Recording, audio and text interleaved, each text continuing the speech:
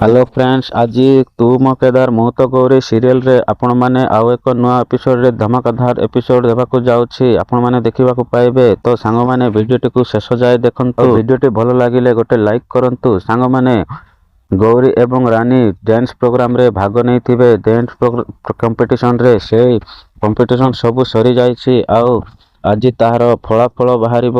କାହିଁକି ନା ସେମାନେ ଯେଉଁ ଡ୍ୟାନ୍ସରେ ଭାଗ ନେଇକି ନିଜ ନିଜ ପରଫର୍ମାନ୍ସ ପ୍ରଦର୍ଶନ କରିଥିବେ, ସେହି ପରଫର୍ମାନ୍ସ ସରିଯାଇକି ଜଜ୍ ମାନେ ବିଚାରକମାନେ କାହାକୁ ବାଛୁଛନ୍ତି ପ୍ରଥମ ସ୍ଥାନରେ ଆପଣମାନେ ନିଶ୍ଚୟ ଦେଖନ୍ତୁ। ଆଉ ଯଦି ଆପଣଙ୍କ ମନରେ ଗୌରୀ ପ୍ରଥମ ସ୍ଥାନ ଅଧିକାର ଗ୍ରହଣ କରିବା ଚାହୁଁଛନ୍ତି, ତାହେଲେ ଗୋଟେ ଭିଡ଼ିଓଟିକୁ ଲାଇକ୍ କରନ୍ତୁ।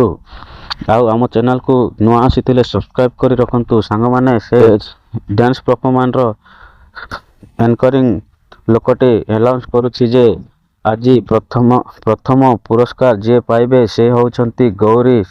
ଏମିତି କହିକି ଆନାଉନ୍ସ କରୁଛନ୍ତି। କିନ୍ତୁ ରାନୀ ଏବଂ ରତ୍ନମାଳା ଏବଂ ସେଠି ସମସ୍ତେ ଗୌରୀର ବିରୋଧୀ ଲୋକ, ଗୌରୀକୁ ହିଂସା କରୁଥିବା ଲୋକ ସମସ୍ତେ ଜଳୁଛନ୍ତି। କିନ୍ତୁ ଇଶାନ ଏବଂ ପିୟୁଷ ମାନେ ପିହାନ ଖୁସିରେ ନାଚି ଉଠୁଛନ୍ତି। ତ ସାଙ୍ଗମାନେ କ'ଣ ଗୌରୀ ପ୍ରଥମ ସ୍ଥାନ ଗ୍ରହଣ କରି ଭଲ କରିଛି ନା କ'ଣ? ଆପଣମାନେ କମେଣ୍ଟରେ ନିଶ୍ଚୟ ଜଣାଇବେ। ଆଉ ଚ୍ୟାନେଲକୁ ନୂଆ ଆସିଥିଲେ ସବସ୍କ୍ରାଇବ ନିଶ୍ଚୟ କରିବେ।